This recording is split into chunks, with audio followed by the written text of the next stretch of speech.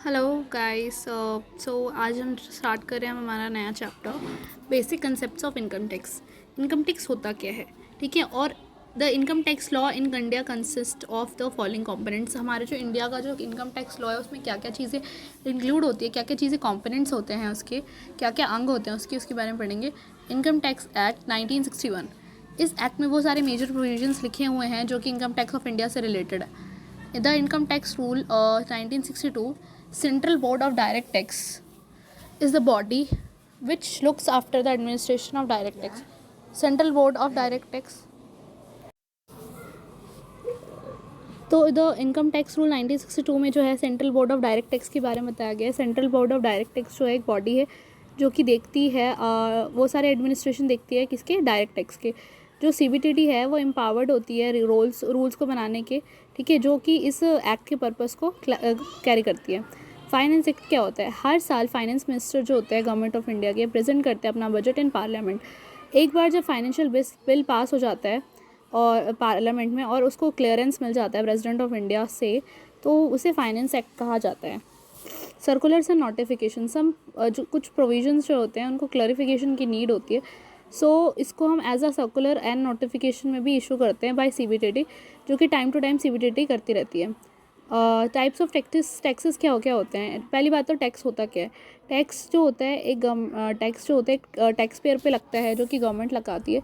Tax दो तरीके के होते हैं, मेनली डायरेक्ट और इनडायरेक्ट टैक्स। डायरेक्ट टैक्स जो होते हैं वो डायरेक्टली लगता है किसी भी इनकम ऑफ द पर्सन के, और जो इनकम टैक्स और वेल्थ टैक्स है वो पार्ट होता है डायरेक्ट टैक्स के, क्योंकि डायरेक्टली लगते हैं। Whereas in indirect tax the person who pays the tax shift the burden to the person who consumes the good और सर्विसेज। जो इनडायरेक्ट टैक्स होते हैं वो जो पर्सन पे करता है उसका जो बर्डन होता है वो शिफ्ट होता जाता है जो भी गुड्स एंड सर्विसेज को कंज्यूम करते हैं। Before 2017 the indirect tax comprise of various taxes and duties like services tax, sales tax, VAT, custom duty, excise duty and etcetera. 2017 से पहले इनकम टैक्स जो थे उसमें बहुत सारे टैक्सेस होते थे, जैसे कि service tax, sales tax, VAT, custom duty, excise duty, etcetera etcetera. But अब जो जुलाई 1 2017 है, इसके बाद से इनडायरेक्ट टैक्स जो है उसको समर्ज करके एक वन टैक्स लॉ बना दिया गया, जैसे जीएसटी या फिर the goods and services tax 2017 भी कहते हैं। Basic concept of income tax act, क्या बेसिक कंसेप्ट है इनकम टैक्स एक्ट का? इनकम टैक्स लिवीड होता है total income of the previous year of a person, मतलब एक पर्सन की प्रीवियस ईयर की इनकम पे जो टैक्स लगता है उसको इनकम टैक्स कहते हैं। To understand the basic concept it is very important to know the various other concepts. Concept of income, एक कॉमन पैरेलेंस में कहा जाए तो इनकम क्या होता है? एक रेगुलर पीरियडिक रिटर्न होता है किसी पर्सन का उसकी एक्टिविटीज़ से। अगर कोई पर्सन टीचर है तो अगर वो पढ़ाता है तो उसे एज अ रेम्यूनरेशन जो सैलरी रिसीव होती है वो उसकी इनकम होती है, क्योंकि उसे एक रेगुलर पीरियडिक रिटर्न मिल रहा है उसकी एक्टिविटीज़ के against. However the income has broader classified in income tax law. आगे जो इनकम है उसको हमने इनकम टैक्स लॉ में बहुत ब्रॉडर सेंस में क्लासीफाई किया है। जो इनकम टैक्स है का वो even take consideration of income which has not arisen regularly और पीरियडिकली। हम इसमें वो वाली इनकम भी ऐड करते हैं जो कि हमारी रेगुलरली अराइज नहीं होती और पीरियडिकली अराइज नहीं होती है, जो कभी कभी होती है। जैसे कि कभी हम कोई किसी लॉटरी जीत गए, क्रॉसवर्ड पजल्स में जीत गए, किसी शो में जीत गए, तो ये हमारा क्या है, इनकम टैक्स का एक सब्जेक्ट है। The income includes income from. अब किस किस चीज़ों को हम इनकम कहेंगे? अगर हम इनकम को कैश और काइंड में रिसीव कर रहे हैं तो वो इनकम के पार्ट में आएगी। Income in terms of cash is not the only way to receive income. हमेशा हमें जो इनकम होती है वो कैश की फॉर्म में रिसीव नहीं होती, ये अदर रिटर्म्स में भी रिसीव होती है। The calculation of income from kind is subject to different treatments in both direct and indirect tax. अब अलग अगर काइंड्स में दी जाती है जो इनकम है तो उसका जो ट्रीटमेंट होता है वो डायरेक्ट और इनडायरेक्ट टैक्स दोनों में अलग अलग तरीके से होता है। When the income is received in kind it valuation will be made. अगर रिसीव इन काइंड होती है तो इसका वैल्यूएशन अलग तरीके से होता है। लीगल और इलीगल इनकम के बारे में बताया गया है। लीगल इनकम वो होती है जो कि लीगल सोर्सेज से अर्न की गई होती है। इलीगल इनकम वो होती है जो कि इलीगल सोर्सेज से की गई होती है। जैसे कि लीगल इनकम, अगर हम लीगली किसी जगह पे काम कर रहे हैं और उसके बदले में हमें कुछ रेम्यूनरेशन पेड हो रहा है, कुछ पीरियडिक रिटर्न मिल रहा है तो वो हमारा लीगल इनकम होता है. But if we are doing any illegal business, illegal sources हम कमा रहे हैं जैसे कि स्मगलिंग एंड ऑल से, तो ये हमारा इलीगल इनकम कहलाता है. टेम्पररी और परमानेंट इनकम. टेम्परेरी और permanent income as per income tax act, इसमें कोई डिस्टिंक्शन नहीं है कि हमारे जो इनकम का नेचर है वो टेम्परेरी या परमानेंट होगा. टेम्परेरी इनकम वो इनकम होती है जो हमारे कभी कभी आती है, और परमानेंट इनकम वो होती है जो कि हमारे हमेशा फिक्स होती है. रिसिप्ट और एक्यूरल बेसिस. रिसिप्ट बेसिस यानी कि जो हमें मिल के ही रहती है, और एक्यूरल बेसिस जो कि एक्रियो होनी है, यानी कि अभी उसको पे होना है. गिफ्ट्स. अब जो कुछ लिमिट डिस्क्राइब्ड होती है बाय हमारे इनकम टैक्स कि इतने तक की गिफ्ट्स का वैल्यू जो है उसका हम पे टैक्स नहीं लगता, बट किसी पर्टिकुलर अमाउंट या लिमिट के बाद जो है हमें उसके ऊपर इनकम टैक्स देना होता है. अब लंप सम और instalment. Income tax does not make any distinction computing income whether it is received in lump sum और इंस्टॉलमेंट. अगर किसी भी चीज़ की इनकम जो है लंप सम या इंस्टॉलमेंट में रिसीव हुई है, तो इसका जो इनकम टैक्स है अलग से कोई डिस्टिंक्शन नहीं करता. मोर ओवर जो इनकम है उसको और अच्छे तरीके से सबसेक्शन 24 में और अच्छे तरीके से डिस्क्राइब किया गया, डिफाइन किया गया. एक पर्सन क्या होता है. Income tax is levied on the total income of the previous year of every person. हर पर्सन की प्रीवियस ईयर की टोटल इनकम पे जो टैक्स लगता है that is called income tax. In general terms the meaning of person can be interpreted from in a short term.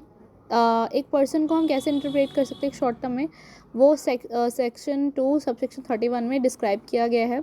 एक person includes an individual, एक Hindu undivided family HUF, एक company, एक firm, एक association of person, एक body of individuals चाहे वो incorporated है या नहीं है, एक लोकल अथॉरिटी, एक average artificial judicial person, juridical person, artificial juridical person इसमें आते हैं. ठीक है. अब SSC क्या होता है. एक SSC एक टैक्स पेयर होता है, means a person who under the income tax is subject to pay tax और any other sum of money. एक SSC वो होता है जो मतलब मेनली जो इसका सेकंड नेम होता है, टैक्स पेयर का सेकंड नेम SSC होता है, जिसको टैक्स पे करना होता है या फिर any other sum of money pay करनी होती है.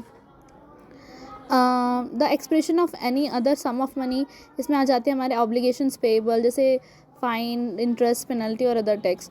और टैक्स तो हमने पढ़ा ही है ये इसके बारे में. असेसमेंट ईयर क्या होता है.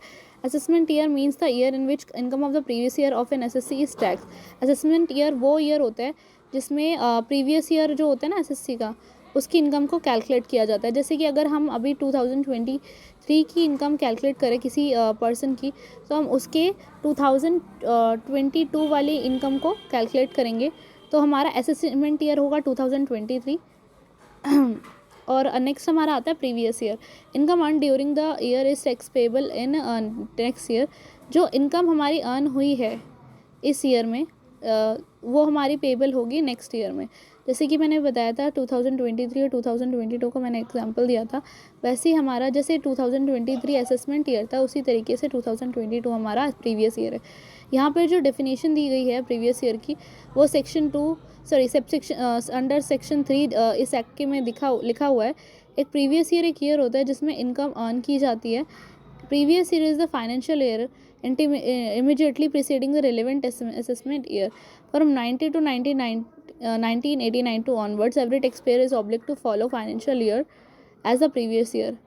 1989 से 90 के बाद से एवरी टैक्सपेयर को फाइनेंशियल ईयर को ऑब्लिक करना पड़ता है. Newly set up business or profession, the first previous year will start from the day which the business or profession has commenced, but the period of ending will remain same.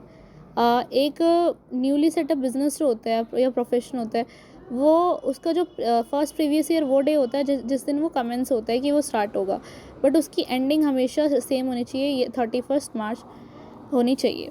Heads of income. अब हमारे जो income के heads होते हैं वो क्या होते हैं. As per income tax section 14 classify income under 5 heads. अब हमारे जो इनकम होती है वो हमारे 5 हेड्स के अंडर होती है, जैसे income from salaries, income from house properties, profit and gains of the business and profession, capital gains and income from other sources. अगर हमें सैलरी से कोई इनकम रिसीव हो रही है that is called income from salaries, अगर हमने कोई हाउस या प्रॉपर्टी सेल आउट किया और उसकी तरफ से हमें कोई इनकम रिसीव हो रहा है, that is called income from house property. हमें बिजनेस या प्रोफेशन में कोई प्रॉफिट या गेन हुआ है। कैपिटल गेन यानी कि अगर हमारा जो, जैसे मान लेते हमारी प्रॉपर्टी थी एंड उसमें हमें एक ऑयल का फैक्ट्री, मतलब हमारा ऑयल का, मतलब हमने जब उसका एक्सट्रैक्शन किया उधर उसके नीचे हमारा ऑयल का पूरा खदान था, तो ये हमारा कैपिटल गेन हो गया कि मतलब हमारी एक्चुअल जो प्रॉपर्टी थी उसमें हमें और कैपिटल मिल गया। And income from other sources, इनमें इनकम जो अदर सोर्सेज हम कलेक्ट करते हैं वो आ जाती हैं। तो ये हमारे हेड्स ऑफ इनकम होते हैं 5 तरीके के। अब टैक्स रेट क्या होता है? The income is taxed at the rates prescribed by the relevant finance tax. Income जो होता है उन टैक्स रेट्स पे लगता है जो कि फाइनेंस एक्ट जो है प्रिस्क्राइब करता है। The tax levied on the basis of a slab system where different tax rate have been directed for the different slab. In India, there are 3 categories of individuals taxpayer: an individual below the age of 60 years, एक senior citizen जिसकी age 60 years से ज़्यादा है but below the age of 80 years, a super citizen above 80 years of age. The tax slab varies according to different person.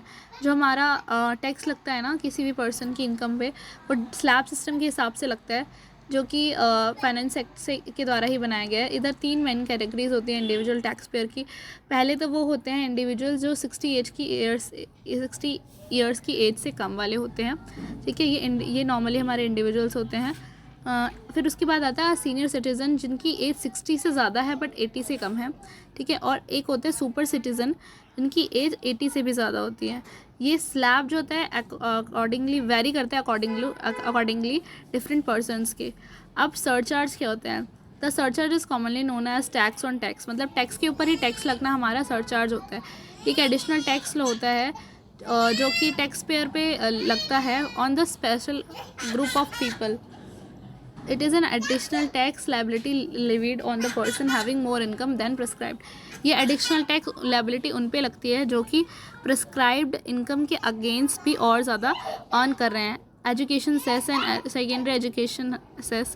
The amount of income tax shall be increased by an education cess by income tax by 2% and secondary and higher education cess by 1% of the tax liability.